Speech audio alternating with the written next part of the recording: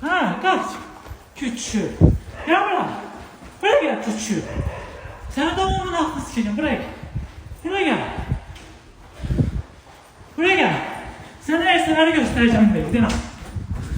Buraya sen kimsen bana soruyorsun? Sen kimsen bana soruyorsun? Gel buraya.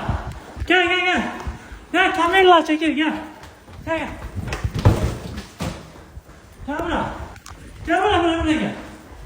Buraya gel. Sen de ayakların ağzını sikeceksin. Sen de ayakların ağzını sikeceksin. Sen TikTok'ta bakarsın olsun. Sen benimle konuşmaman lazım. Sana bakman lazım sen nece bir haberleyeceğim.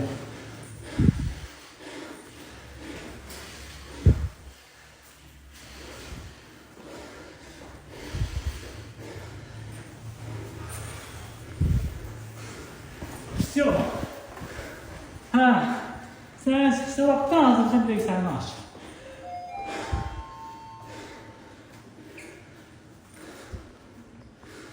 Sen kimsin görün? Meleği severdiysen. Değilsen. Sen ki benim anasını sikmeye lazım ki böyle budurmayasın.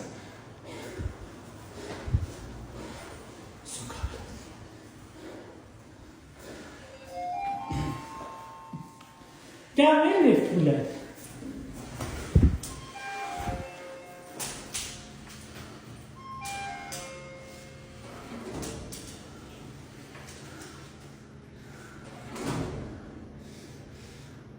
Gel Elif.